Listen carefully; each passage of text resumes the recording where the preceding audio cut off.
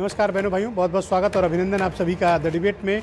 मैं ब्रजेश मिश्रा हूं और आज हम सब देश के एक बड़े महत्वपूर्ण मोड़ पर खड़े हुए हैं।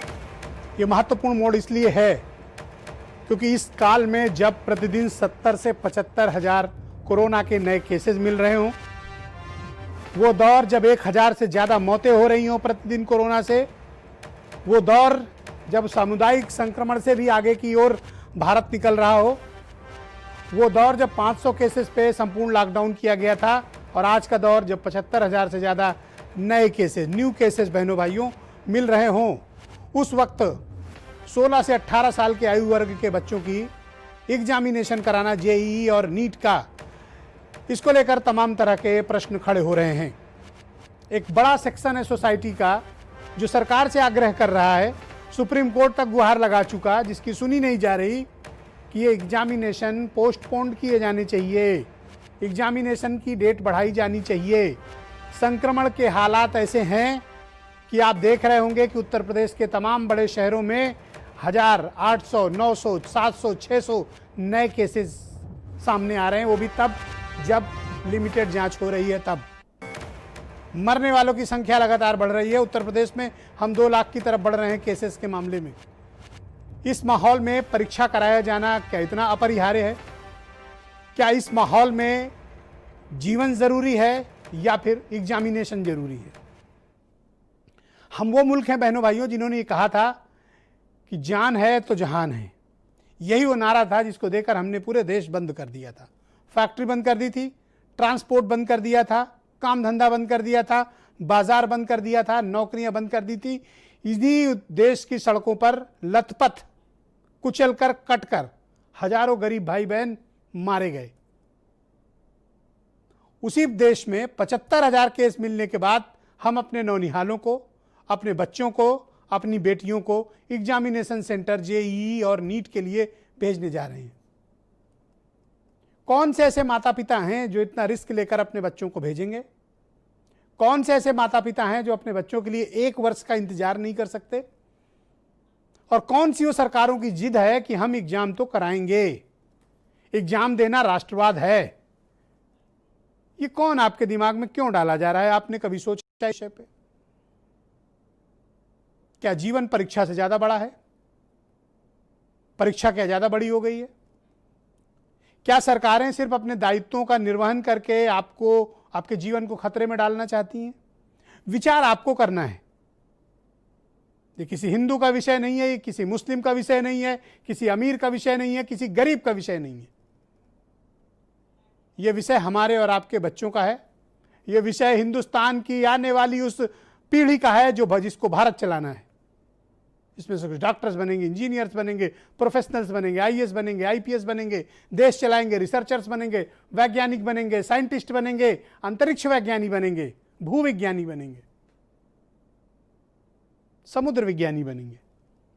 तो हम उनको खतरे में क्यों डाल रहे हैं? वो भी तब जब 75,000 केस नए मिल रहे हो। तब आपके पास अस्पतालों में बेड नहीं है, इलाज कर नहीं पा रहे हैं, आप होम आइसोलेशन में लोग मर रहे हैं, आपको पता नहीं है, दवाएं दे नहीं रहे हैं आप उन्हें, सुविधाएं पहुंचा नहीं पा रहे हैं, सिर्फ टेलीफोन करके फॉर्मेलिटी पूरी करते हैं होम आइसोलेशन में बैठे लोगों की, और इन बच्चों का जीवन खतरे में डाल रहे हैं। बहनों भाइयों, आज मैंने एक नया इनोवेशन किया है। आज मैंने सैकड़ों की तादाद में उन बच्चों को भी जोड़ा है डिबेट में। मेरे साथ स्क्रीन में आप देख रहे होंगे, ये सब बच्चे मेरे साथ जुड़े हुए हैं, लाइव हैं इस वक्त। मैं कुछ ही को दिखा पा रहा हूं फ्रेम में क्योंकि ये बहुत बड़ी तादाद में ये सब है। मेरे पीछे आप अगर देख रहे होंगे वीडियो वाल में, आपको ये बच्चे हैं। बताइए कि इसमें 16 से 18 साल की उम्र से ज्यादा वाले अगर कोई बच्चे हो जो नीट का एग्जाम दिया, जेईई का एग्जाम देने जा रहे हो, कितनी छोटी उम्र है इनकी। और आपने देखा होगा कि जो रिसर्च रिपोर्ट्स आई हैं उसमें 20 से लेकर 40 साल की उम्र तक के लोगों को कोरोना ज्यादा हो रहा है। ये रिसर्च रिपोर्ट है, ये ब्रजेश मिश्रा का ऑब्जर्वेशन नहीं है। उत्तर प्रदेश की राजधानी लखनऊ में डिस्ट्रिक्ट एडमिनिस्ट्रेशन द्वारा कराए गए सर्वे की रिपोर्ट है कि कोरोना सबसे ज्यादा यंग एज के लोगों को पकड़ रहा है। तो हम तो अपने नौनिहालों को क्या एग्जामिनेशन सेंटर भेजेंगे? वो कौन से ऐसे माता पिता हैं और उनका दिल इतना पत्थर का कैसे हो सकता है कि वो अपने बच्चों को भेजेंगे? क्योंकि आज भारत की हुकूमत ने यह दावा किया है कि 85% एडमिट कार्ड डाउनलोड किए जा चुके हैं और एडमिट कार्ड को डाउनलोड किए जाने को सरकार आपकी स्वीकारोक्ति मानती है। यह बात आपको शायद पता नहीं होगी। एडमिट कार्ड आपने डाउनलोड कर लिया, सरकार ने इसको आपकी सहमति मान ली। अब आपको एग्जाम दे या न दे, सरकार ने सहमति मान ली। सुप्रीम कोर्ट से भी कोई खास रिलीफ मिली नहीं आपको, तो अब क्या होगा? क्या सरकार को इस सेशन को जीरो घोषित कर देना चाहिए? सरकार का तर्क है कि अगर हम इसमें तिथि को आगे बढ़ाते हैं तो पूरा सेशन प्रभावित होगा, क्योंकि इसके बाद एक और एग्जाम होगा, फिर काउंसलिंग होगी, फिर सेमेस्टर से स्टार्ट होंगे और ये सब करते करते नवंबर दिसंबर आ जाएगा। ये काम जुलाई अगस्त में हो जाना चाहिए था, जो अब तक नहीं हुआ है। तो उनकी सोच क्या है? उनका सेमेस्टर प्रभावित नहीं होना चाहिए। क्या? उनका सेमेस्टर प्रभावित नहीं होना चाहिए। आपका जीवन भले ही खतरे में पड़ जाए। दिल्ली आईआईटी जिसको जिम्मा पड़ा हुआ, नेशनल टेस्टिंग एजेंसी जिसको संपूर्ण दायित्व है इस एग्जामिनेशन को कंडक्ट कराने का, उनकी सोच ये है कि उनका अपना काम जो 90 दिन का उन्होंने पूरी मेहनत करके तमाम राज्यों के साथ कोऑर्डिनेट करके तमाम परीक्षा केंद्रों को, टीचर्स को, सबको कोऑर्डिनेट करके उत्तर पुस्तिकाओं से लेकर कॉपी जांचना और सुरक्षित तरीके से प्रश्न पत्र पहुंचाने की जो प्रक्रिया उन्होंने बहुत मेहनत की है, इसलिए उनको उनकी मेहनत जाया नहीं होनी चाहिए। तो भाई साहब, आपकी मेहनत जाया करने के लिए क्या लाखों भविष्य दांव पे लगा देना चाहिए? क्या हम अपने बच्चों की जिंदगी दांव पे लगा दें? वो कौन से माता पिता हैं जो अपने बच्चों को इतने रिस्क में एग्जामिनेशन के लिए भेजना चाहेंगे? मैं उनसे मिलना चाहूँगा और मैं देखना चाहूँगा कि वो कौन से लोग हैं, वो कौन से ऐसे माता पिता हैं। ऐसे माता पिता को टेलीविज़न पर दिखाया जाना चाहिए कि कौन से माता पिता हैं जो अपने बच्चों को इस तरह के एग्जामिनेशन में भेजना चाहते हैं, क्योंकि सरकार ने दावा किया कि बहुत से पेरेंट्स मिले हैं उनसे और बोले कि आप एग्जाम कराइए। मैं तो चाहता हूं कि उन पेरेंट्स की तस्वीरें सार्वजनिक हो, उनके वीडियो स्टेटमेंट सार्वजनिक हो जो अपने बच्चों को रिस्क में डालना चाहते हैं। पहले कुछ बयान सुनिए, फिर आज मैंने बहुत एक्सपर्ट बुलाए हैं और मेरे साथ सैकड़ों हमारे प्रतियोगी छात्र भाई बहन मौजूद हैं। आज टेलीविजन स्क्रीन पर आपको ये नुमाया हो रहे हैं, इनको आप देखिए, इनसे बात भी कुछ एक से कोशिश करेंगे, क्योंकि तादाद बहुत बड़ी, हमारे पास टाइम तो भाई साहब बहुत थोड़ा है, तो हम कोशिश करेंगे कि कुछ बातचीत हो जाए। पहले कुछ बयान सुनिए। कि ये भूख हड़ताल जो है वो अनिश्चितकाल है, इनडेफिनेट हंगर स्ट्राइक पे हम बैठे हैं और हमारी मांग जो है, हमारी मांग नहीं है, ये लाखों छात्रों की मांग है। और छात्रों की मांग यही है कि जिस तरीके से वो कोई भी एक छात्र है, वो आज की डेट में परीक्षा के खिलाफ नहीं है, वो परीक्षा की टाइमिंग के खिलाफ है। छात्र के लिए लड़ रहे हैं, ये सब प्रशासन हम लोग को तंग कर रहे हैं, ये डंडा मार रहे हैं, के सर फूटे हैं, इसका जवाब देना होगा। मेरे देश का भविष्य मेरे छात्र, ये सामान्य परीक्षा नहीं है, ये वो परीक्षा है जब मेरे प्रखर छात्र अपने भविष्य को तराशने के लिए इस परीक्षा से होकर के गुजरते हैं। और मुझे भरोसा है कि ये जो परीक्षा है वो छात्रों का एक वर्ष बर्बाद होने से बचाएगी। तो छात्रों की प्रखरता विषय है, जैसा माननीय मंत्री जी बता रहे हैं। छात्र प्रखर होते हैं, ये मैं पहली बार आविष्कार सुना। वैसे मैंने तो जानता था कि हमारे बच्चे तो बहुत प्रखर होते हैं, पर प्रखरता का इस बीमारी से क्या ताल्लुक है, एग्जामिनेशन कराने से क्या ताल्लुक है, इसका कोई लॉजिक नहीं है। घूम फिर कर वो इसी विषय पे आए कि एक वर्ष बर्बाद नहीं होना चाहिए। ओके फाइन, एक्सेप्टेड, एक साल बर्बाद नहीं होना चाहिए, मान लिया। तो क्या जीवन बर्बाद होना चाहिए? अगर इनमें से कुछ बच्चों को कोरोना हो गया और दुर्भाग्यवश वो नहीं रहे, इसकी जिम्मेदारी कौन लेगा? वो फिक्स होनी चाहिए जिम्मेदारी। फिर आप एग्जामिनेशन लीजिए। और उन माता पिता की भी जिम्मेदारी फिक्स हो जो अपने बच्चों को कैरियर के आग के चलते कोरोना की भट्टी में झोंकना चाहते हैं, उनके चेहरे भी बेनकाब हों। मेरे साथ आज के कार्यक्रम में अमित पुरी जी हैं, भारतीय जनता पार्टी के स्पोक्स पर्सन हैं। गगनजीत सिंह प्रतियोगी छात्र हैं, विवेक चौहान भी प्रतियोगी छात्र हैं। थोड़ी देर में सुनील सिंह साजन समाजवादी पार्टी के स्पोक्स पर्सन हैं, ज्वाइन करेंगे। सुची विश्वास कांग्रेस के उत्तर प्रदेश में प्रवक्ता हैं और लखनऊ के बहुत ही जाने माने मनोचिकित्सक और मेडिकल सुपरिटेंडेंट हैं राम मनोहर लोहिया हॉस्पिटल के डॉक्टर देवाशीष मेरे साथ इस कार्यक्रम का हिस्सा हैं। और राजीव कुमार सिंह जी बहुत मशहूर शिक्षाविद हैं, दिल्ली स्टूडियो से मुझे ज्वाइन कर रहे हैं। और वीरेंद्र सिंह जी, थोड़ी देर में सुनील साजन मुझे ज्वाइन करने आएंगे। बहुत शुक्रिया, बहुत बहुत धन्यवाद भाई। अमित पुरी जी, आपको इस बात की जिद क्यों है? आपने इसको अपनी अपनी प्रतिष्ठा, अपने सम्मान, अपनी इज्जत से क्यों जोड़ रखा है कि परीक्षा तो हम कराएंगे, जान रहे चाहे न रहे? आपने उसको जिद से क्यों जोड़ लिया है? आपको पता है, आज आप मुझे स्वयं दोपहर में बता रहे थे कि 70,000 से ज़्यादा नए केसेस का आना चिंता की बात है। तो जब आप खुद चिंतित हैं तो बच्चों को कोरोना की भट्टी में क्यों झोंक रहे हैं भाई साहब? ठीक, पहली बात, यह परीक्षा नेशनल टेस्टिंग एजेंसी के द्वारा आयोजित होना किसी जिद का पर्याय नहीं है, किसी सरकार का बून ऑफ कंटेंशन नहीं है, एजेंडा नहीं है। नंबर एक, तो ये जो जिस शब्द है, ठीक है, ऑब्जर्वेशन आपका हो सकता है, उसका सम्मान है, लेकिन ये किसी सरकार की जिद नहीं है। नंबर लग गई इनको, लग गई नहीं, लगी नहीं, अभी तो लगेगी, अभी तो लगेगी, अभी तो शुरुआत हुई है, अभी तो शुरुआत हुई है। चुभ गई इनको, ना चुभी अभी नहीं, अभी तो चुभेगी। लग गई। अच्छा चलिए आप इसको चला ले, फिर मैं आगे विषय रखूं। हाँ, गो अहेड। लग गई। ये पूरा विषय माननीय सर्वोच्च न्यायालय के सामने गया, दो अलग अलग केसेस में। यूजीसी के एग्जाम को लेकर के गया जस्टिस एमवी शाह की बेंच में, और यहां पर जस्टिस मिश्रा की बेंच में गया, और वहां अशोक भूषण जी भी थे। दोनों में यह सवाल आए कि एग्जाम कंडक्ट होने चाहिए या बिना एग्जाम के डिग्री हो जानी चाहिए, और कब कंडक्ट होने चाहिए। और इस कोविड की सिचुएशन का भी जिक्र हुआ, और स्टेट्स की रिलेक्टेंस का भी जिक्र हुआ।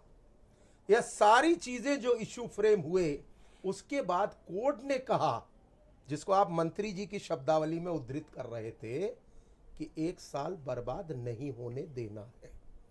अब देश की सुप्रीम कोर्ट ने फैसला कर दिया। मैं नहीं कह रहा कि एक अंतिम है, अपील हो, कोई नए निर्देश आए, केंद्र की सरकार उन निर्देशों के तहत काम करने के लिए तैयार है। तो पूछ लूं, ये किसी जिद का विषय लग नहीं गई है। हो तो पूछूं सवाल? जी पूछिए। आज कोरोना के नए केसेस 24 घंटे में कितने मिले हैं? आइए, जब आप जिस दोपहर की चर्चा की संदर्भ ले रहे हैं, उस संदर्भ में मैंने ये भी आपसे चर्चा की थी, आप अगर स्मरण करेंगे, कि 2.16 पे मॉर्टेलिटी रेट आके खड़ा हुआ है। मैं भाई साहब जो और रिकवरी रेट जो इसका विरोध कर रहे हैं, पेड़ा बता रहे हैं, 70 से 80% है। और दिल्ली वाले केजरीवाल साहब तो गाल बजाते हैं कि 80 से 90% जीवन के लिए ठीक नहीं होता, बीपी के लिए ठीक नहीं होता। डॉक्टर देवाशीष आज ये बताएंगे, क्रोध बिल्कुल नहीं। अपन लोग प्यार से बात कर रहे हैं, कोई लड़ाई करने कुश्ती थोड़ी हो रही है कि आप हमको पटक देंगे, हम आपको पटक देंगे, ऐसी कोई बात भी नहीं है। अब सुन तो लो, कितने केसेस आए हैं आज ऑल इंडिया बेसिस पे? हाँ, लगभग मेरे पास जब तक मैं आपके स्टूडियो में आ रहा था, एक 61,000 की फिगर थी। ओके, फिर भी आप मानते हैं कि उचित है परीक्षा कराना, बच्चों को भट्टी में झोंकना ठीक बात है? इंटरनेशनल लेवल पे लेट डाउन प्रोसीजर्स के अनुसार परीक्षा कराने के लिए अगर सुप्रीम कोर्ट अलाउ करता है तो दी डे की गवर्नमेंट को कराने, और मना करता है तो ठीक है, उस दिशा में आगे बढ़ो। ऑलराइट, सुचि विश्वास जी मेरे साथ मौजूद हैं, उत्तर प्रदेश में कांग्रेस कमेटी की स्पोक्स पर्सन है और जानी मानी शिक्षाविद भी हैं। सुचि जी, बहुत स्वागत आपका। ये जिद किसने की है कि एग्जाम तो कराएंगे, चाहे जान रहे चाहे जहान रहे, चाहे रहे और चाहे न रहे? ये जिद क्यों और कैसी, जब 70,000 नए केसेस आ रहे हैं पर डे? और ये वही मुल्क है जिसने 500 पर मजदूरों को पैदल रास्ता भी बंद कर दिया था, वो तड़प तड़प के मरे। आज उसी देश में 70,000 से ज़्यादा केसेस नए, और एग्जामिनेशन के लिए 16 से 18 साल के बच्चों को हम कोरोना की भट्टी में झोंकने की तैयारी कर रहे हैं। अब मैं अगर कहता हूं कि ये जिद है तो पुरी साहब को लग गई। बिल्कुल नहीं लगी, कोई आप बोल नहीं, जब जिद हो तब तो जिद माने। सुचि जी को बोलने दें, तो आप कुपित मत हो ना क्रोधित हो, इत्मीनान रखें और ठंडा पानी पिए। मैं सलाह दूंगा दोस्त के नाते, क्रोध करना नहीं, दोस्त के नाते ठंडा पानी। बिल्कुल। देखिए, यकीनन ये जिद है, और जिद ये सरकार की ही, क्योंकि सर्वाधिकार सरकार के ही पास सुरक्षित हैं। और जिन परिस्थितियों में इन परीक्षा को आयोजित किया जा रहा है, तो ये यकीनन 100% ये जिद ही है। क्योंकि आपने भी एक रिपोर्ट का जिक्र किया, और एक रिपोर्ट के ही मुताबिक इसी वर्ग के जो यंगस्टर्स हैं, वो इस समय कम्युनिटी ट्रांसमिशन से आगे बढ़ते हुए सुपर स्प्रेडिंग जिस सेगमेंट में हम चल रहे हैं, तो यही यंगस्टर्स जो है वो करियर का काम कर रहे हैं। इनमें तो एंटीबॉडीज डेवलप हो रही हैं, लेकिन ये अपनी फैमिलीज में वापस जाकर अपने से उम्र में छोटे और अपने से उम्र में बड़े लोगों के लिए कोरोना करियर का काम कर रहे हैं। तो उस स्टेज में जबकि डेली 75,000 आदमी बढ़ रहा है और सैकड़ों लोगों की मृत्यु हो रही है, और सरकार कोरोना को हैंडल करने में पूरी तरह विफल रही, तो जब सैकड़ों लोगों के लिए सरकार ने इतने बड़े फैसले लिए कि लॉकडाउन के नाम पर पूरी इकोनॉमी का लॉकआउट हो गया, हजारों प्रवासी मजदूर हों या तमाम लोग हों, तमाम इंडस्ट्रीज हों, एमएसएमईज हों, तो अब जबकि हम इतनी क्रूशियल पोजीशन में है, इतनी खराब तो कंडीशन आप में इस हैं, जिद तो के पीछे का especially हम कारण अपने क्या मानती youngsters हैं का, क्योंकि कि ये जीवन क्यों, है, ये जिद तभी क्यों भविष्य है। कि एग्जामिनेशन होने ही चाहिए सितंबर में, ये जिद क्यों? देखिए, सरकार अपना दामन बीमारी से छुड़ाने के लिए या गोल शिफ्ट करने के लिए या ध्यान बटाने के लिए या जीवन को पुनः वापस सुचारू रूप से लाने के लिए, क्योंकि इंटरनली स्टेट और नेशनल गवर्नमेंट को ये अच्छी तरह से पता है कि ना वो हैंडल कर पा रही है, ना उसकी क्षमता बची है, ना उसके पास लॉकडाउन में एंटर करने की कोई पॉलिसी थी और ना कोई एग्जिट की पॉलिसी है। All right. तो अपने दामन को सुनील किनारे सिंह करने के साजन, उद्देश्य समाजवादी से पार्टी वो के ध्यान भटकाने के लिए ऐसा। मेरे साथ इस कार्यक्रम में जुड़ चुके हैं। सुनील जी, बहुत स्वागत आपका। अब मैं जानना चाहता हूं कि जब 70,000 केसेस प्रतिदिन कोरोना के मिल रहे हों, 1000 से अधिक मौतें प्रतिदिन हो रही हों, और आप तो खुद कोरोना पॉजिटिव होकर ठीक हुए, आप तो साहस से आपने मुकाबला किया इस बीमारी से, खुद ठीक होकर आए। अब सरकार की ये जिद है या सरकार ने तय कर लिया है कि कैसे कुछ भी हो जाए लेकिन वो एग्जामिनेशन कराएंगे, और आज आप लोगों की पीठ लाल की गई, बड़े डंडे पड़े, आप ठीक तो है ना? नहीं, बिल्कुल ठीक है। हालांकि बहुत से नौजवानों को बहुत बुरी तरीके से पीटा गया है, लेकिन उसमें कोई आश्चर्य वाली बात नहीं है। जिस विचारधारा की भारतीय जनता पार्टी की सरकार है, ये वही विचारधारा है जो अंग्रेजों के साथ थे। उनके शायद आइडियल जनरल डायर हो सकते हैं, उसी तरीके के अंग्रेजों वो जैसे कुटाई के दृश्य भी दिखाए जाएं। जी आप बोले, आप बोले। तो मैं केवल ब्रजेश जी एक बात कहूंगा कि मुझे ये नहीं समझ में आ रहा कि प्रधानमंत्री जी इतनी जल्दी कैसे बदल गए। वही प्रधानमंत्री जी जो लगातार कह रहे थे कि जान है तो जहान है, 500 पर जिस तरीके से आपने बताया, पूरा देश जानता है कि 500 पर पूरा देश बंद हो गया था। अब हम 33 लाख प्लस हो गए, एक दिन में 70,000 से ज्यादा आ रहे हैं। उसके बावजूद भी अब इस बात पे अड़ जाना कि नहीं, विपक्ष के लोग अगर कह रहे हैं तो नहीं मानेंगे।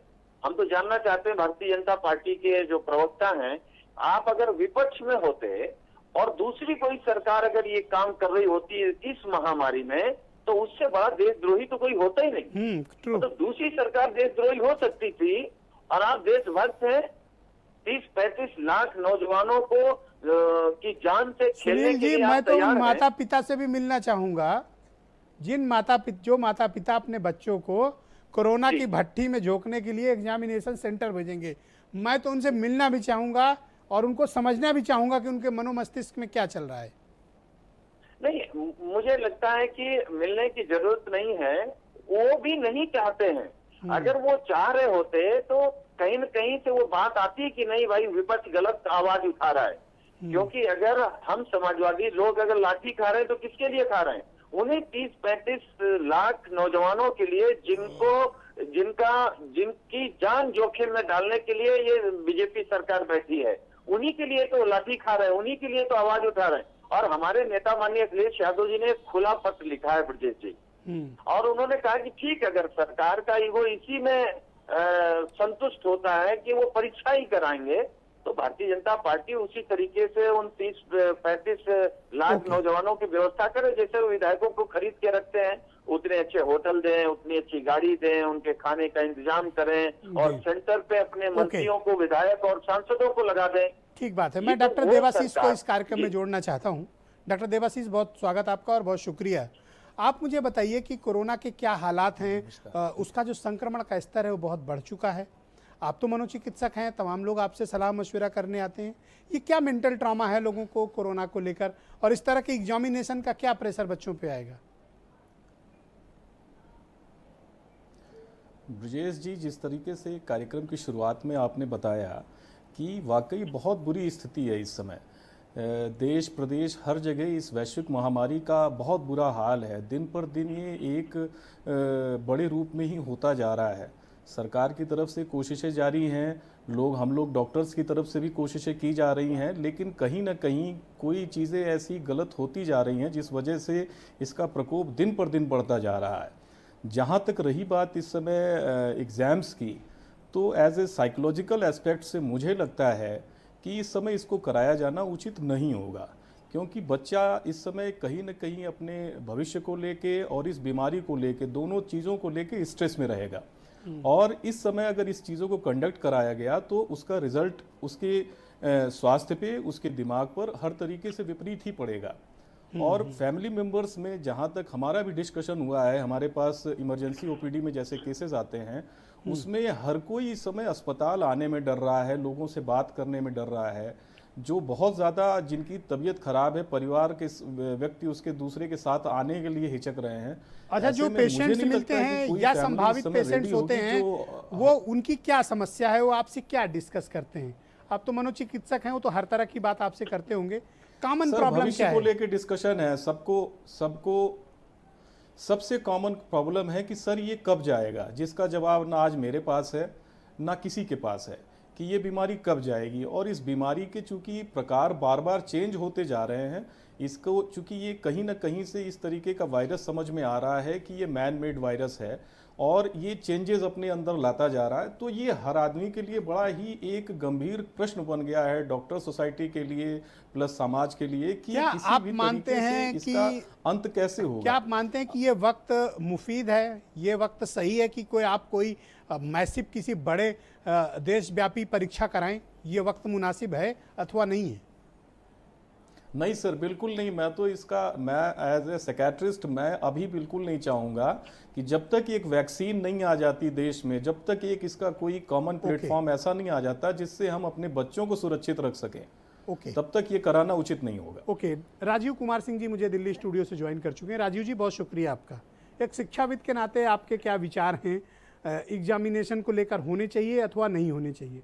आज मैं दिल्ली में IIT दिल्ली के डायरेक्टर का फेसबुक पोस्ट पढ़ रहा था, जिसमें उन्होंने कहा कि ये परीक्षा कराया जाना नितांत आवश्यक है, क्योंकि 90 दिनों की हमने तैयारी पूरी कर ली है, परीक्षा केंद्र तय हो गए हैं और सितंबर के बाद हमारे पास ज़्यादा वक्त नहीं होगा, हमें सेमेस्टर भी चालू करना है, हमारा साल भी बर्बाद नहीं होना चाहिए। और इसके बाद भारत में त्योहारों का वक्त है, दशहरा, दीपावली, छठ, भैया दूज और क्रिसमस का वक्त है, तो हमारे पास वक्त भी नहीं होगा ज़्यादा कि हम इस एग्जामिनेशन को कराया जाएं।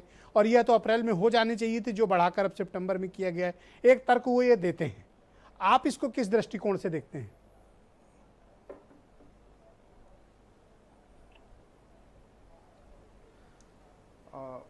धन्यवाद ब्रजेश जी। मैं जो मेरे एक पैनलिस्ट हैं डॉक्टर देवाशीष जी की बात को ही आगे बढ़ाते हुए मैं अपनी बात रखना चाहूँगा। देखिए, ये भी एक हकीकत है कि जो वुहान वायरस है वो हमारे और आपके ज़िंदगी का एक अहम हिस्सा बन चुका है और ये कब जाएगा ये कोई कह नहीं सकता है।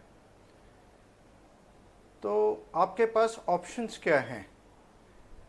या तो एग्जामिनेशन ना कराएं, आप 0 एकेडमिक सेशन घोषित करें, या फिर आप उस वक्त का इंतज़ार करें जब ये वुहान वायरस का जो प्रकोप है वो देश से ख़त्म हो जाए, जिसको आप कह नहीं सकते हैं, जिसको आप बता नहीं सकते हैं। IITs जो हमारे इंस्टीट्यूट हैं, उनके सारे डायरेक्टर्स का भी कहना और यही मत है कि भाई जो हम करिकुलम है उस करिकुलम को हम बहुत कम समय में करवा नहीं सकते हैं, हमें एक नियत समय चाहिए, पर्याप्त समय चाहिए जो इस समय के अंदर हम करिकुलम को कंप्लीट कराएं। और अगर सितंबर से आगे हम परीक्षा को ले जाएंगे तो उनके लिए भी मुश्किल होगा कि वो जो करिकुलम है उस करिकुलम को वो कंप्लीट करवा पाएंगे अपने IITs के अंदर। देखिए, नेशनल टेस्टिंग एजेंसी का भी एक उन्होंने डेटा रिलीज किया है जो बड़ा रोचक है, जो आपके जरिए आपके दर्शक, अभिभावक और छात्रों को जानना चाहिए। 99.87 छात्र ऐसे हैं जिनको कि उनका प्रेफर्ड चॉइस का एग्जामिनेशन सेंटर दिया गया है ताकि उनकी कम्यूटिंग कम हो।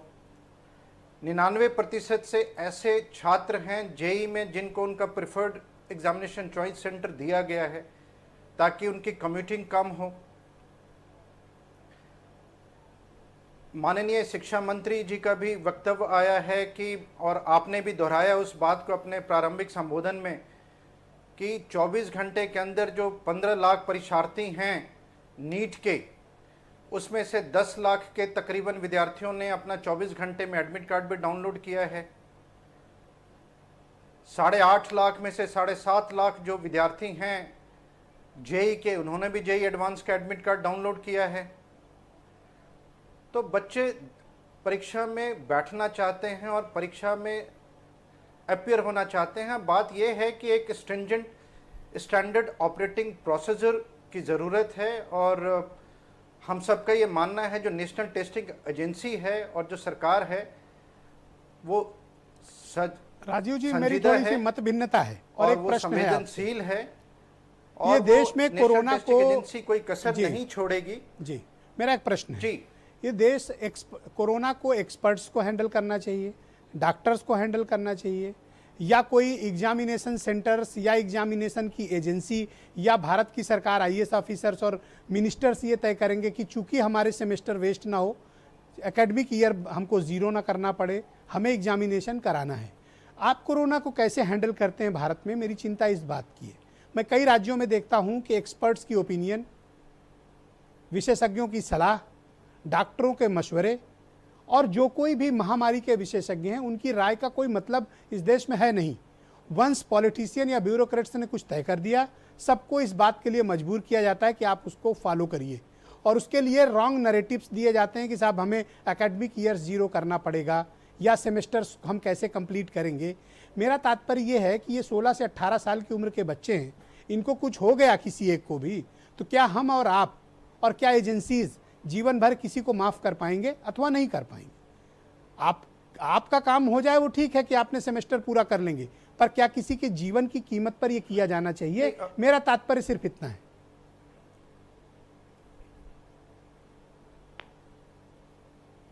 नहीं, मैं ब्रजेश जी, मैं वही कह रहा हूं कि ये जो डिसीजन है ये नेशनल टेस्टिंग एजेंसी का अकेले का डिसीजन नहीं है। ये जो डिसास्टर मैनेजमेंट है और इस डिसास्टर मैनेजमेंट जो भारत सरकार की टीम है उसमें वो तमाम लोग हैं जिसमें मेडिकल प्रोफेशन के भी लोग हैं और बाकी अन्य लोग भी हैं जिन लोगों ने एक कलेक्टिव विजडम के साथ ये कलेक्टिव डिसीजन है एग्जामिनेशन कराने का। ये कहना बहुत उचित नहीं होगा कि एक ब्यूरोक्रेटिक डिसीजन है या पॉलिटिकल डिसीजन है।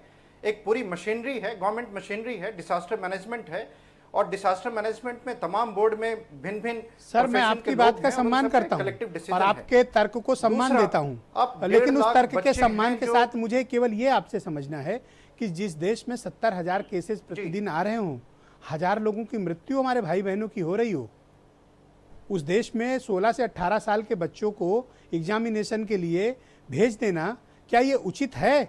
क्या ये वैज्ञानिक तौर पर उचित है? क्या ये डॉक्टरी के परामर्श के तौर पर उचित है?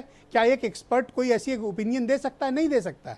देखिए, डॉक्टर देवाशीष बैठे हैं, ये खुद भी सरकारी डॉक्टर हैं, ये सलाह नहीं देते हैं, इनका परामर्श नहीं होना चाहिए। और मैं ऐसे तमाम डॉक्टरों को इंटरेक्ट करा सकता हूं जो ये कहते हैं कि ये नहीं होना चाहिए। ये तो एक प्रतीक मात्र है।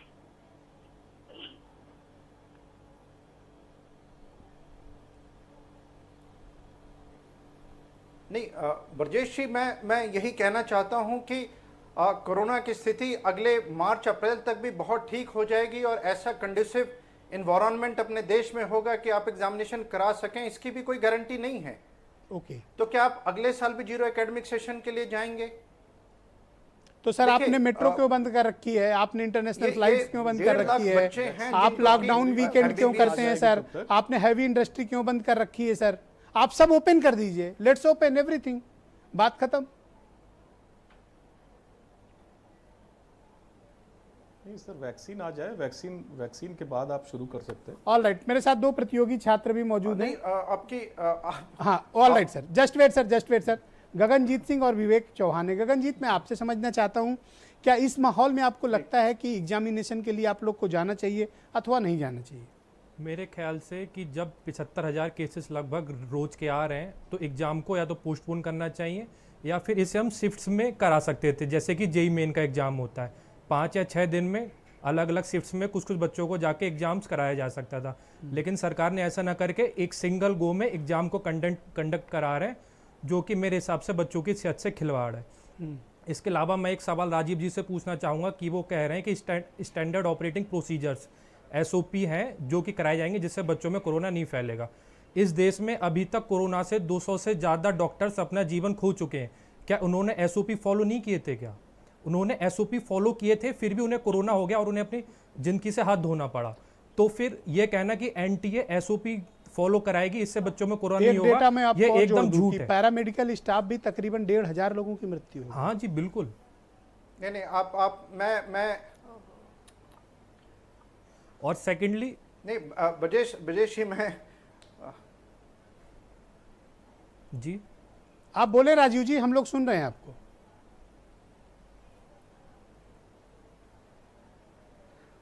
हाँ नहीं मैं यही कह रहा हूँ कि देखिए जो प्रारंभ में भी बात किया गया था, देखिए कोरोना जैसे अन्य कई बीमारियां हैं इस देश में जिसमें शायद कोरोना से ज़्यादा मोर्टेलिटी रेट है जी, मोर्टेलिटी 2 कुछ है। हम इसको इतना हम इस सर, ढंग से लोगों को डराने की प्रयास भी ना करें कि भाई आप कोरोना हो गया इसका सर मतलब आपकी एक जान मौत चली भी जाएगी किसी के और घर होती है आपका राजीव ये हो जी, जाएगा। आप उसकी देखिए, तकलीफ एक को समझ गवर्नमेंट नहीं सकते या हैं। जो नेशनल किसी के टेस्टिंग घर में एजेंसी एक है, मौत कोरोना से आप समझते हैं पूरा जीवन जी। बिखर जाता है, परिवार टूट जाते हैं, लोग बिखर जाते हैं, जिंदगी बदल जाती है, और आप कहते हैं कि मोर्टेलिटी रेट से कुछ नहीं होता। सर हमें इतना निष्ठुर नहीं होना चाहिए, मैं आपका बहुत सम्मान करता हूं, लेकिन हमें इतनी निष्ठुरता नहीं रखनी चाहिए। हम ये मान के एक मौत भी सर किसी की होती है ना तो कलेजा कांपता है, दिल रोता है, मन दुखी होता है, कोई एक परिवार उजड़ जाता है। सर आपके लिए 2.1 2.3 नहीं, मैं तो हर होने वाली मौत पर दुख होता है मुझे।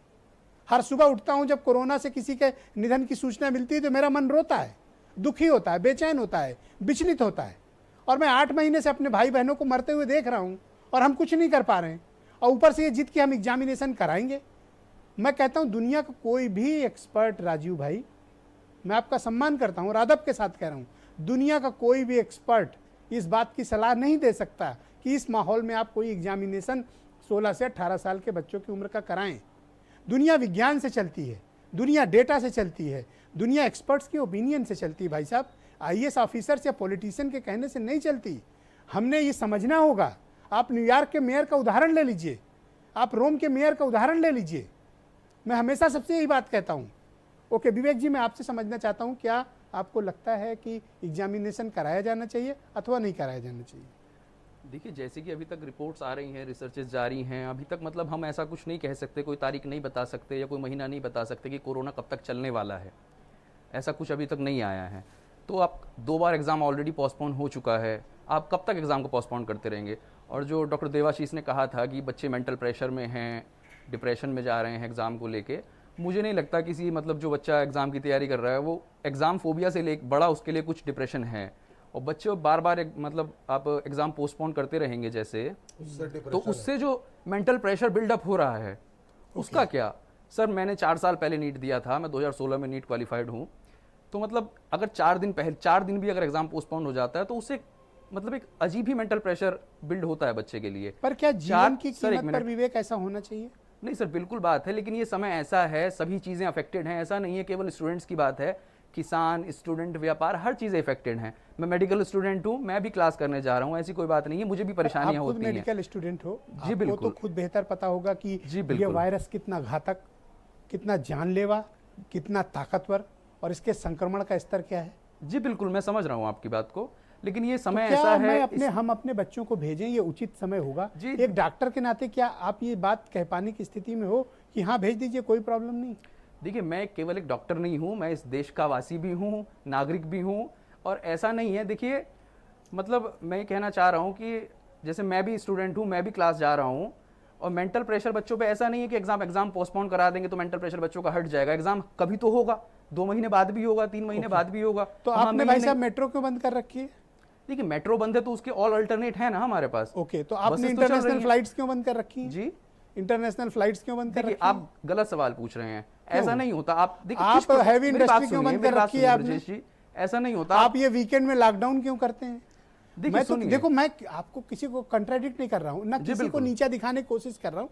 हम एक खुला हुआ समाज है ना, लेट्स ओपन एंड डिस्कस। आपके भी पक्ष का स्वागत, मेरे पक्ष का भी स्वागत, राजीव भाई के पक्ष का भी स्वागत, पुरी जी का भी स्वागत। मैं कह रहा हूँ एक बार ये संकल्प कर लो कि सब खोल देना है। ठीक है, मरना होगा, जितने मरेंगे। इस देश में तो वैसे भी लोग कीड़े मकोड़ों की तरह मरते हैं। विवेक भाई आपने देखा होगा, कुछ चल के मरे हैं, कुछ पैदल मरे हैं, कुछ प्यास से मर गए हैं, कुछ ट्रेन के नीचे कट के मर गए। क्या फर्क पड़ता है, कुछ और मर जाएंगे। देखिए जैसे आप कह रहे हैं कि देश में लोग कीड़े मकोड़ों की तरह मर रहे हैं, देखिए ये समय ऐसा नहीं है कि आप किसी भी फीलिंग में बह के या भावनात्मक होकर निर्णय ले लें। समझ रहे हैं। भावना में तो आप बह रहे हैं मेरे नहीं, दोस्त। मैं भावना में नहीं बह रहा हूँ, मैं तो बिल्कुल मैं ठीक तो हूँ। आपको विज्ञान की बात बता रहा हूँ, जी, डेटा बिल्कुल, बता रहा विज्ञान के ही हूँ, डेटा मैं बता मेडिकल रहा हूँ साइंस आपको। बता रहा हूँ, जो मैं जिस फील्ड का नहीं हूँ वो बता रहा हूँ विज्ञान आपको। की रिसर्चेस मैं आपको बता रहा हूँ, आने वाले 4-5 महीने तक अभी ऐसा कुछ नहीं लग रहा है कि तो कोरोना भाई साहब, पैंडेमिक खत्म होने वाला अगर है। किसी को कोरोना हो गया, किसी जी, का घर बिल्कुल। उजड़ गया, किसी के बच्चे के साथ कुछ हो गई घटना, तो क्या आप जीवन भर खुद को माफ कर पाएंगे विवेक जी? जी, मैं आपकी बात समझ रहा हूँ, आपकी भावनाओं की कदर करता हूँ, लेकिन ऐसा नहीं होता। आप कोरोना के नाम से देखो डराइए ये मत हजारों बच्चों को। बच्चे मेरे साथ देखिए, लाइव सुनिए, है ना, ये सब कोरोना- सुन रहे हैं आपको, ये तमाम बच्चे जुड़े हुए कोरोना हैं मेरे अकेली साथ। बीमारी नहीं है, और कोरोना के पोस्टपोन होने से या एग्जाम के पोस्टपोन होने से ऐसा नहीं है कि आपको कोरोना में कोई फायदा होने वाला है, कोरोना रुक जाने वाला है, ऐसा भी कुछ नहीं होने वाला तो है। ये 500 पर देश क्यों बंद कर दिया था आपने? जी, 500 पर देश क्यों बंद कर दिया था? देखिए, पहला एक्सपीरियंस था गवर्नमेंट के लिए भी, सबके लिए, डॉक्टर्स के लिए। मतलब आप एक्सपीरियंस लेके हमारे मजे ले रहे हो? किस चीज का एक्सपीरियंस? नहीं, ऐसा नहीं हजारों है। लोग सड़क पे मर गए कट के, पैदल चल के, आपने देखा? आपको याद है वो दृश्य? जी बिल्कुल देखा मैंने। मैं आपको उस समय- तकलीफ नहीं हुई? बिल्कुल तकलीफ हुई। आज नहीं तो खुशी हो रही है कि एग्जामिनेशन हो रहा है? नहीं, खुशी नहीं हो रही है, मजबूरी आप है। डॉक्टर हो, आप चलो, मैं आपको हॉस्पिटल भिजवाऊंगा। आप मेरी मैं बात तो जा नहीं बताइए। सकता वहां पे, आप जाओगे, आपको तकलीफ होगी।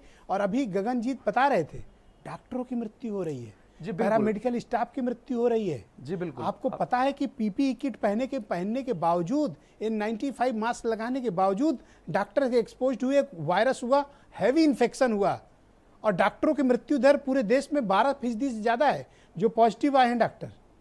नहीं, आप समस्या तो बता रहे हैं, आप सॉल्यूशन बताइए फिर। ठीक है, तो बच्चों वेट को कर कब लो तक- ना, बच्चों ऐसा को कब क्या तक है? घर में रहने दें? ठीक है, 0 सेशन कर दो, बढ़ा दो, तो अगले साल क्या हो जाएगा? अगले साल भी कोई गारंटी नहीं है कि ये कोरोना खत्म अरे हो आप जाए। तो वैक्सीन डेवलप कर ही रहे हो। जीरो सेशन करना इसका सॉल्यूशन नहीं है, क्योंकि हर साल जो 70 से 75 हजार डॉक्टर्स नए बन के तैयार होते हैं, ओके, वो कम हो एक जाएंगे। काम करते हैं, हमें वीरेंद्र इसका जी आ एक गए, उनको भी alternative जोड़ लेते निकालना हैं। चाहिए ओके, जो कि वीरेंद्र जी आ बेहतर गए। हो। ओके भाई वीरेंद्र जी, अब तो एग्जामिनेशन की तैयारी लगभग हो गई, सरकार ने तय कर लिया, सुनिश्चित कर लिया कि एग्जाम तो होगा। अब मैंने पुरी जी से कहा भाई ये जिद क्यों, तो उनको ये बात बुरी लग गई, खटक जिद है गई। ही नहीं तो बुरी तो लगेगी, जब जिद ही नहीं है तो गलत थोड़ा ओके, समझ लेंगे। देखो सैकड़ों छात्र हैं मेरे साथ, पीछे वीडियो वॉल में सब सुन रहे हैं आप बिल्कुल लोग होंगे, सबके भाई साथ साहब, छात्र हैं। आप लोग का एक एक करके नाम नोट कर रहे हैं। भाइयों बहनों बच्चों, नोट करना इनके नाम सबके। बिल्कुल हाँ वीरेंद्र करना जी चाहिए। शुरू हो जाइए, सबके नाम नोट करना। देखो बेचारे मास्क लगाए छोटे छोटे बच्चे हमारे भाई बहन बैठे हुए हैं, सबको नमस्कार। जी वीरेंद्र जी बताइए। उसकी जिद है कि कश्ती डुबो के मानेगा, तो अपनी भी जिद है कि दरिया पार करना है।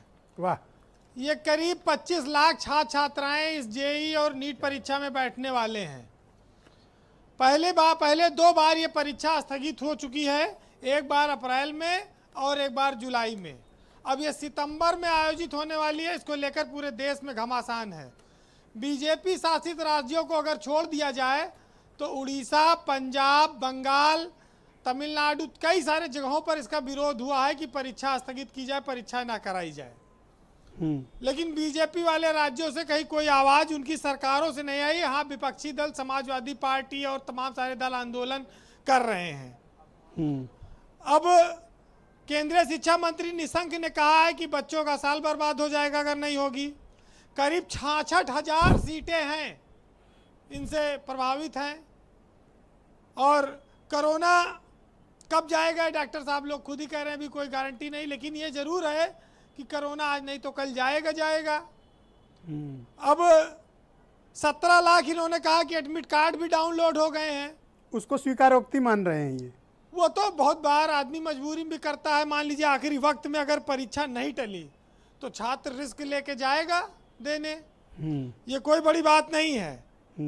लेकिन सबसे बड़ी बात यह है ब्रजेश जी कि परीक्षा अपने आप में एक बहुत बड़ा प्रेशर होता है। हाँ।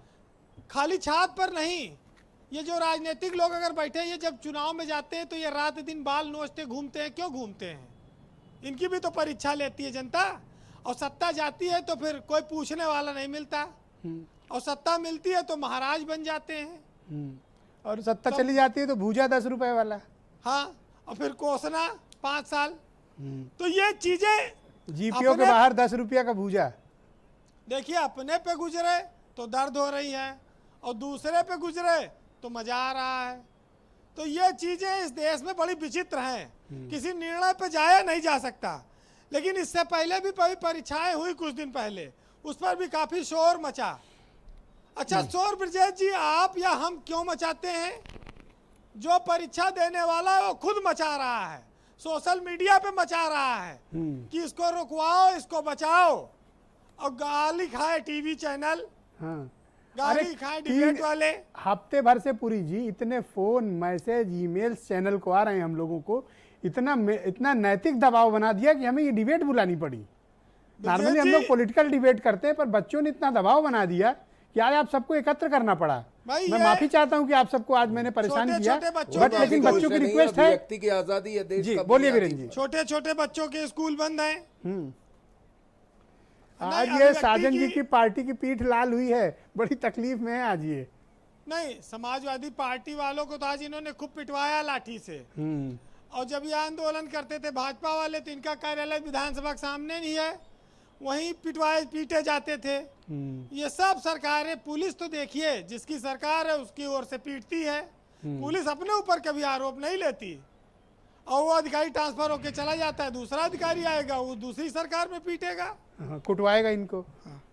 ब्रजेश जी, परीक्षा का प्रेशर होता है, लेकिन अगर कहा जाए सफलता क्या है, क्या नौकरी मिल जाना, क्या शादी करना, क्या अच्छी जिंदगी बताना, क्या यही सफलता है? शायद नहीं। असली मायने में सफलता हमें तब मिलेगी जब हम कोई ऐसा काम करेंगे जो केवल हमारे जीवन के लिए नहीं बल्कि दूसरों के जीवन के लिए भी लाभकारी हो जी, वो सफलता है। अब समस्या ये है कि हमारे पुरी साहब बैठे हैं, एक साहित्यकार ने लिखा है। अच्छा, भड़क गया जब मैंने कहा क्यों जिद किए हो? आपको भड़कते हुए कैसे लगते हो? उत्तर ना दे तो भड़के हैं। देखिए, ऐसा है कि जो सत्ता में होते हैं उनका अपना अहंकार होता है, उनकी अपनी, वो अपनी बात से पीछे नहीं हटते, वो दिखाते हैं कि हम बहुत इच्छा शक्ति वाले नेता हैं, इच्छा शक्ति वाली सरकार है। हाँ। एक साहित्यकार ने उनके लिए लिखा था कि तुमसे पहले वो जो एक शख्स यहाँ तख्त नसी था, उसको भी अपने खुदा होने पे इतना ही यकीन था। वाह वीरेंद्र सिंह, वाह। तो लेकिन समय बदलता है, सत्ताएं आती जाती हैं, फैसले भी बदलने पड़ते हैं, और फैसलों की समीक्षा होती है कि एक गलत फैसले से क्या असर पड़ा। बहरहाल मैं 4 लाइन कहूंगा जी। हमारे बच्चों का, हमारे छात्रों का, हमारे साथियों का भविष्य उज्जवल हो। परीक्षा से अगर उनके जीवन पर संकट आए तो टालना चाहिए, और उनका भला हो तो होना चाहिए। ये देश की सरकारें तय करें और जनमानस, हम तो बस इतनी दुआ करेंगे कि यही जज्बा रहा तो मुश्किलों का हल भी निकलेगा, और जमी बंजर हुई तो क्या वहीं से जल भी निकलेगा। और ना हो मायूस, ना घबरा, अंधेरे से मेरे साथी, इन्हीं रातों के दामन से सुनहरा कल भी निकलेगा। वाह, बहुत बढ़िया, थैंक यू वीरेंद्र जी, बहुत बहुत शुक्रिया। अमित पुरी जी, जब आप देख रहे हैं कि एक्सपर्ट्स ये बता रहे हैं कि ये उचित वक्त नहीं है, तब तो इसे आपकी जिद ही कहा जाएगा। और देखिए मेरे पीछे वीडियो वॉल में मेरे साथ वीडियो कॉन्फ्रेंसिंग में कम से कम इस वक्त अभी हमें बताया जा रहा है कि 200 बच्चे जुड़े हुए हैं हमारे साथ, लाइव हैं, जो आप लोग को सुन रहे हैं। मुझे अफसोस है कि मैं इन बच्चों की आवाज़ या इनके कन्वर्सेशन टाइम की वजह से आपको सुना नहीं पा रहा, पर ये सब आपको सुन रहे हैं। अब आप बोलिए। स्वागत, इन सब का स्वागत है, जो प्रत्यक्ष है और जो अप्रत्यक्ष भी है। मैं केवल एक ही बात पहले दौर में भी आपसे कही, आपका अपना वर्जन है, मैं उससे इनकार नहीं करता। आपने खुद भी कहा मेरी राय है, आपकी राय है, लेकिन आप इसको कहें कि आपकी जिद है, तो मैंने आपसे तब भी निवेदन किया कि ये जिद नहीं है। अब जो डाटा दे रहे थे, 322 बच्चों ने केवल अपने सेंटर चेंज की एप्लीकेशन, अभी तक जब मैं आपके साथ बैठा हूं 322 बच्चों ने अपने सेंटर चेंज की एप्लीकेशन दी है। उस पर भी विचार होगा। हमने कहा परीक्षा होगी नहीं होगी ये सुप्रीम कोर्ट का अल्टीमेट डायरेक्शन जैसा होगा, सरकार उसे मानेगी, लेकिन इसके पीछे की जो राजनीति है वो अलग है। जो इन बच्चों से कह रहे हैं कि एग्जाम नहीं कराएंगे और हम आपके लिए लाठियां खा रहे हैं, इंजीनियरिंग का एग्जाम ना दो, जरा उनसे पूछ लो कि उनके नेता को हिंदुस्तान में इंजीनियरिंग की परीक्षा देने में क्या परेशानी थी, ऑस्ट्रेलिया जाके एनवायरमेंटल साइंस पढ़ने की सुनील साजन, गो अहेड। क्या जरूरत थी वहां? ओके, अब जवाब देश का बच्चा एग्जाम ना दे, जवाब ले लो। इसके लिए आप राजनीतिक अगर कोई विदेश में पढ़ने जाए, लेकिन आपकी पार्टी के तमाम नेताओं के बच्चे विदेश में पढ़ते हैं, हिंदुस्तान की IIT, और आप अखिलेश यादव के विदेश में पढ़ने पे आपको एतराज है? मुझे एतराज नहीं है। साजन, गो अहेड, जवाब दीजिए। ओके, प्लीज राजनीति करने भाई पुरी जी, हाँ, ये भारतीय जनता पार्टी की मानसिकता बोल रही है। बिल्कुल बोलेगी। इनके परिवार का कोई बच्चा विदेश चला जाए तो वो महान है, लेकिन पिछड़े जाति का आ गए जाति पे, एक वोट सेकंड, बैंक पॉलिटिक्स पे आ गए। परिवार का पूरी बच्चा जी, अगर पूरी विदेश पढ़ने कोई चला जाता है तो इनको तकलीफ है। हाँ। वही तकलीफ इनको माननीय अखिलेश यादव जी में दिख रही है। ननकू देखिए, और ये रज्जाक का बच्चा आपको एग्जाम न दे तकलीफ हिंदुस्तान इसलिए का, दिख रही है। अब सुन लेकिन लीजिए, नेता का हम बच्चा आपको ऑस्ट्रेलिया बहुत जाके ईमानदारी पढ़े। से सुन रहे थे, मुझे लगता है आप भी हम सुन लेंगे। बिल्कुल तो उसका स्वागत जवाब है, बोले, देंगे। आप बोले। बोलिए बोलिए। ब्रजेश जी, एक बात निकल के आई, मैं सुन रहा था कि ये किसी एक का फैसला नहीं है, कई लोगों ने मिल करके तय किया कि एग्जाम कराना है। हम आपके चैनल के माध्यम से, आपकी डिबेट के माध्यम से केवल एक सवाल जानना चाहते हैं, अगर परीक्षा हुई, उनमें भगवान न करे कोई कोरोना पॉजिटिव हो गया या जा करके उनके घर में कोई हो गया और उसकी मृत्यु हो गई, तो हम केवल ये जानना चाहते हैं ये हत्या का मुकदमा किस पर चलेगा? किसी पर तो चलेगा कि नहीं चलेगा? अगर कोई मास्क लगा के नहीं चलना है, उस पर आप चालान किए दे रहे हो। कोई अगर बिना सरकार की इजाजत उसी की धारा में इकट्ठा हो चलेगा जा रहा है, जब तो डेंगू आप समाजवादी कोरोना के पार्टी की नियमों सरकार में में आप कंट्रोल नहीं हुआ जेल डाल रहे हो। उसमें तो जो अगर मौतें हुई, पुरी जी, कोर्ट ने पुरी कहा, जी, जाएगा। सुनने, तो छप्पन लगा पुरी जी, दो। सुनने का हौसला होना चाहिए। मुकदमा पुरी जी, करा सुनने का दे। हौसला होना चाहिए। 302 का मुकदमा किस पर चलेगा? Okay, all right. सुची डेंगू विश्वास की जी, मौतों सुची पे विश्वास 302 जी, जिसमें पुरी काम जी हुआ था, उसी प्लीज, धारा पुरी में जी चलेगा। Please, Puri ji please. Okay, Suchi Vishwas जी, आप क्या इस बात के आपको क्या लगता है कि एग्जामिनेशन में हमें जाना चाहिए अथवा नहीं जाना चाहिए? जब वैज्ञानिक, एक्सपर्ट्स, डॉक्टर्स, मनोचिकित्सक, समाज के प्रतिष्ठित प्रबुद्ध वर्ग के लोग इस बात पर सहमत हैं कि नहीं होना चाहिए, इसको पोस्टपोन किया जाना चाहिए, तब इस बात की जीत क्यों? और सुनील जी ने कांग्रेस सवाल पार्टी सही किया, के अध्यक्ष मुकदमा की किस तरह पे का होना इशू चाहिए पोस्टपोन रखो। एपेडेमिक एक्ट के तहत? यस सुची जी, गो अहेड प्लीज। देखिए, ये गलत है और ये पॉलिटिकली इमेच्योर फैसला है। जो भी इसको पॉलिटिकल विल से जोड़कर देखते हैं, ये इच्छा शक्ति नहीं है, ये वैसे ही इच्छा शक्ति से लिए गए गलत फैसले हैं जैसे नोटबंदी और जीएसटी। ये टोटली इमेच्योर है और हमारे बच्चों के भविष्य को दांव पर लगाने जैसा है, क्योंकि एक सेशन जीरो हो जाएगा और जीवन सुरक्षित है। हर माँ बाप के लिए अपना बच्चा कीमती होता है और वो लाखों बच्चे देश के लिए भी कीमती हैं। लेकिन जैसा कि कहा कि हत्या का मुकदमा किस पर चलेगा, तो लाखों मजदूर जो सड़कों पर चले, वो जो ट्रेन में भूखे प्यासे मर गए, या वो जो ट्रेन पर 17 कट गए, हत्या का मुकदमा किस पर चला? और रही विदेश में पढ़ने की बात, तो देश में एंटायर पॉलिटिकल साइंस में डिग्री बनवाने की सुविधा उपलब्ध है, तो विदेश जाने की आवश्यकता लखनऊ क्या के है? अस्पताल उसके बाद में भी 2 प्रधानमंत्री कैबिनेट और मंत्री HRD मर मंत्री गए, बनने के जांच तक ऑप्शंस तो हुई खुले हुए नहीं, हैं। मुकदमा की बात कहां से आ अरे गई? जिनके 2 अपने मंत्री अध्यक्ष मर का गए इशू पोस्टपोन हो गया, उन्हें और तो सुनील सरकार- साजन बगल की बेड में अब थे, इसमें लगती इन्होंने है उच्च और सदन को इसमें बताया रखने के क्या बाद हुआ था है। हमारे पॉलिसी चेतन चौहान के पैरालिसिस साथ। लोगों से क्या पूछ भाई रहे हैं? पुरी जी, ऐसी क्या जो अपनी बेचैनी है पार्टी आपको? का अध्यक्ष न तय जी, कर चेतन पाते, चौहान जी के वाले विषय में सुना, बड़ा दुख उनसे हुआ। क्या पूछते हैं? Okay, all right.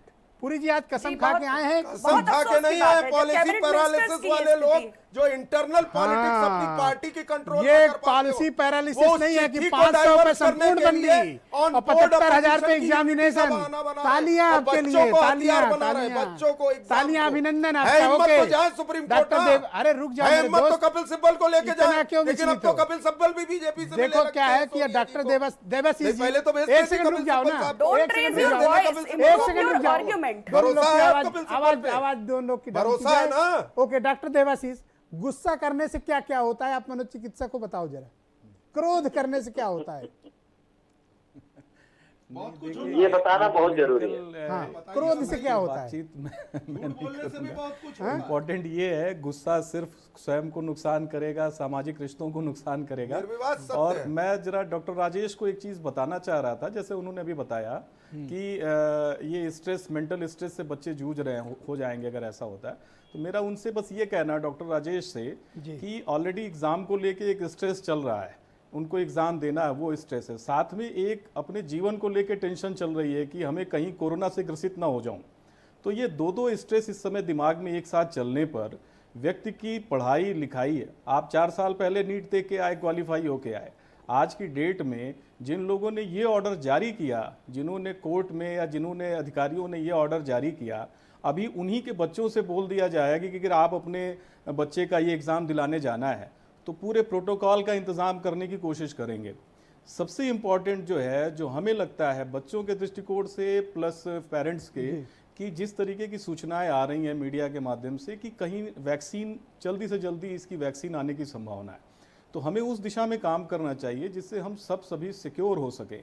वैक्सीन आने के बाद इस चीज़ को प्रमोट करना हमें लगता है कि साइकोलॉजिकली और फिजिकली दोनों तरीके से बच्चों के हित में आई रहेगा। अप्रिशिएट, और आपने वो बहुत एकाग्र ही होकर अपनी सेंसिबल चीज़ों को बात डेवलप कही कर और पाएं। बड़ी मैच्योर बात कही। और आज ही मैं एक मेडिकल जर्नल पढ़ रहा था, उसमें ये बात बताई गई कि ऑक्सफोर्ड की जो वैक्सीन है उसके फेज़ 2 का ट्रायल इंडिया में स्टार्ट आज से हो रहा है।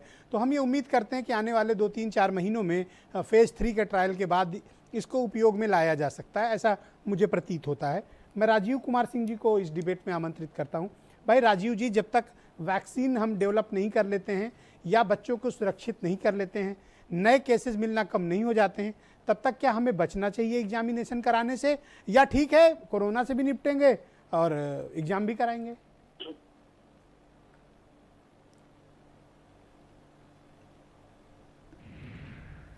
नहीं ब्रजेश जी, मेरा अपना मत है कि जब हम कोरोना और ऐसे बच्चों की बात सुनते हैं कि भाई अभी एग्जामिनेशन और आगे पोस्टपोन करना चाहिए, वो एक पक्ष है। मैं भी ऐसे सैकड़े बच्चों से मिलता हूं। मैं एक राष्ट्रीय बोर्ड में कार्यरत हूं जो एक सरकारी बोर्ड है, और ऐसे कई बच्चों से बातें हुई हैं, चर्चा हुआ है, जिसमें बच्चों का कहना है कि उन्होंने 1-2 साल से कड़ी मेहनत की है और एक सपना संजोए हुए हैं वो कि उन्हें भी मेडिकल कॉलेज में या जेई में, आईआईटी में दाखिला लेना है। हम उनके पक्ष को दरकिनार करके हम एक तरफा सोच रहे हैं, एक तरफा बात कर रहे हैं। तो पोस्टपोन करना मुझे लगता है ये एक बहुत ही प्रैग्मेटिक अप्रोच नहीं है। जब हम हालात कब सुधर जाएगा उसके बारे में हमें कोई जानकारी नहीं है, और वो कुछ अगले 2-4 महीनों में होता हुआ प्रतीत भी नहीं हो रहा है कि ये सुधर जाएगा, कोरोना का जो प्रकोप है वो सुधर जाएगा।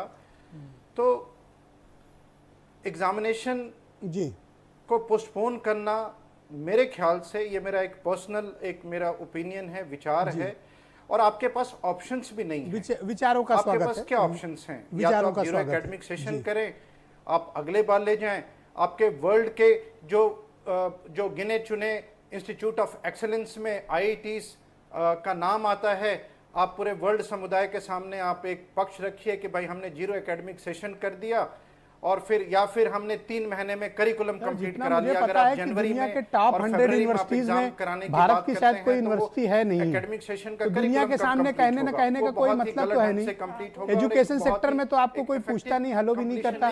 ओके, अंशिता श्रीवास्तव मेरे साथ जुड़ चुकी हैं, ये भी प्रतियोगी छात्र रही हैं, एमबीबीएस स्टूडेंट हैं। अंशिता जी, आपको क्या लगता है कि इस माहौल में हमें नीट या जेईई के एग्जामिनेशन कराने चाहिए अथवा नहीं कराने चाहिए? देखिए, मेरे अकॉर्डिंग मुझे ऐसा लगता है कि हमें एग्ज़ाम करा लेने चाहिए, क्योंकि अभी जिस तरह से कोरोना के केसेस दिन पर दिन बढ़ते जा रहे हैं, तो अभी हमें नियर फ्यूचर में इतनी उम्मीद नहीं लग रही है कि केसेस एकदम से कम होंगे।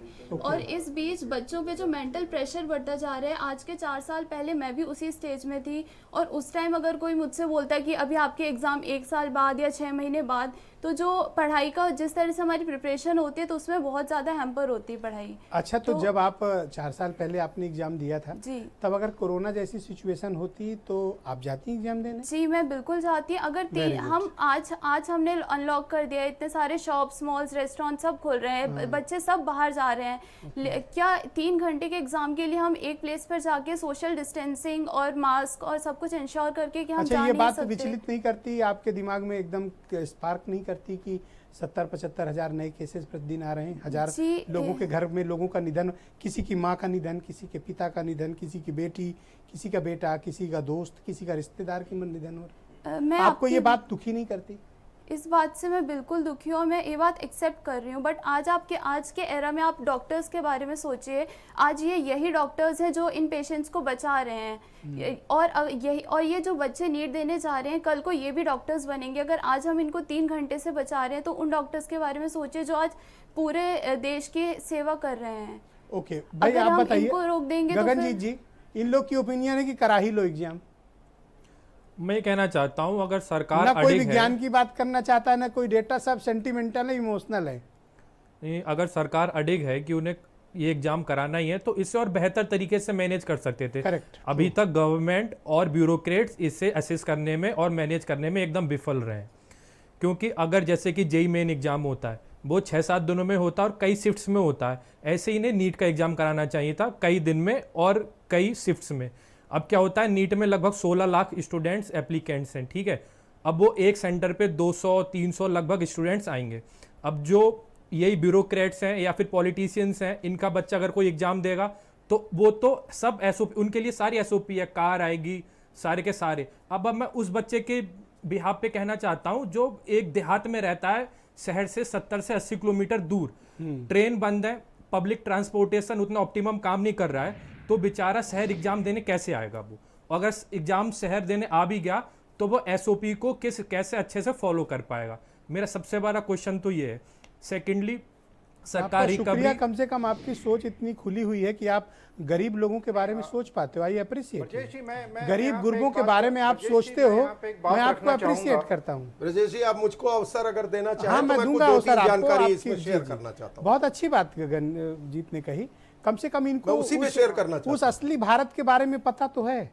गरीब का बच्चा, गरीब इन्हीं भारत की सड़कों पर तड़प के मरा है, ट्रेन के नीचे कटा है, भूखों मरा है। हम लोगों ने तो पानी खाना लेके खड़े थे, नंगे पांव लोगों को मरते चलते तपते इसी उत्तर प्रदेश में देखा है हमने, इसी एरा में देखा है। विश्वास नहीं होता कि कोई बंबई तमिलनाडु से पैदल चला या लखनऊ। कोई सोच सकता है आज की डेट में? ऐसा लगता है कि हम कोई मिडवल एरा की बात कर रहे हैं, पर बहनों भाइयों ये अभी की बात है, इसी साल की बात है, भूलना मत, याद रखना। बोलो भाई गगन जी। और मैं कह रहा था, जो बच्चे हैं जिनके पास फैसिलिटीज हैं वो तो किसी भी सिचुएशन में, किसी भी सर्कमस्टेंसेस में वो सारी चीजें फॉलो कर सकते हैं, पर एक गरीब का बच्चा क्या करेगा? सेकेंडली, सरकार बार बार कह रही है कि रिकवरी रेट बढ़ रही है, रिकवरी रेट बढ़ रही है। तो मैं एक चीज कहना चाहता हूं कि सरकार अगर कंडीशंस को इतने अच्छे से मैनेज और एसेस कर पा रहे थे तो उन्होंने एग्जाम तब पोस्टपोन क्यों किया जब 500 केसेस थे? अब जब 75,000 केसेस पर डे आ रहे हैं तो 1 लाख केसेस भी नहीं क्यों कराने पे अडिग है? इसका सीधा सा मतलब है कि सरकार विफल रही है, सही से ये ब्यूरोक्रेट्स ठीक से इस चीज को एसेस नहीं कर पाए। ओके, सुनील सिंह साजन, भारतीय जनता पार्टी के प्रवक्ता कह रहे हैं कि अखिलेश यादव विदेश में क्यों पढ़े? इतराज है इनको। ये एतराज नहीं है, देश के बच्चे को भड़काओ। अरे सुन तो लो भैया, इंजीनियरिंग वहां आप कह तो बोलने नहीं दोगे आप उनको? बोलो भाई। क्योंकि ये ब्रजेश जी, हमको आपको और इस देश को सबको समझना पड़ेगा, ये एक मानसिक बीमारी है। कैसी मानसिक बीमारी? मतलब जाति की बीमारी है या कि खुद का बच्चा कहीं भी पढ़ने चला जाए, लेकिन अगर गरीब परिवार का, पिछड़ा, दलित, जो शोषित परिवार के लोग हैं, अगर वो विदेश चले गए तो इनके सीने पे सांप लौटने लगता है। हम ये कहते हैं कि आप एक नजरिए से देखिए, ठीक है, कोई यहाँ पढ़े, गाँव में रहते। Okay Sunil ji, thank you. अगर Sunil ji, thank you. Okay Sunil ji, yes Amit Puri ji, 10 second. मैं 3 बातें इसमें शेयर करना भाई साहब, 20 सेकंड है, बस उसी में बोल लो। एक तो 12 बच्चों से ज्यादा एक कक्ष में नहीं होंगे, 125 बच्चों से ज्यादा एक सेंटर पे नहीं होंगे, और तीसरी बात, ऑड इवन का फॉर्मूला लगा के कंप्यूटर को यूज किया जाएगा। वो जो ऑड इवन कार में लगाने से कैसे बचाएगा भाई साहब? और रिकवरी रेट 90% बता रहे थे। कंप्यूटर कोरोना नहीं फैलाता, ओह माय गॉड। तो कहने लगे रिकवरी रेट कंप्यूटर नहीं फैलाता, विरोध करने के लिए। तो विरोध के लिए विरोध, बहुत बहुत शुक्रिया। कंप्यूटर कोरोना नहीं फैलाता, पॉजिटिव सजेशन। अरे भाई साहब, कोई बताओ इनको, सबको कोरोना से कंप्यूटर नहीं फैलाता, कंप्यूटर कोरोना नहीं फैलाता। थैंक यू, बहुत बहुत शुक्रिया, बहुत बहुत धन्यवाद आप सभी का, बहुत बहुत शुक्रिया। कृपया मास्क पहनें, सोशल फिजिकल डिस्टेंसिंग का पालन करें, बहुत ज़रूरी हो तो घर से निकलें और हाथ धुलते रहें। और मैं अपने इन सब प्यारे भाई बहनों का बहुत शुक्रिया, धन्यवाद अदा करता हूं कि आप सब इस डिबेट में आए। आपको अवसर नहीं मिला बोलने का, इसके लिए मैं क्षमा चाहता हूं क्योंकि वक्त बहुत लिमिटेड है, बट बहुत शुक्रिया आप सभी का, और आप सबका भी बहुत बहुत धन्यवाद। नमस्कार, धन्यवाद, नमस्कार।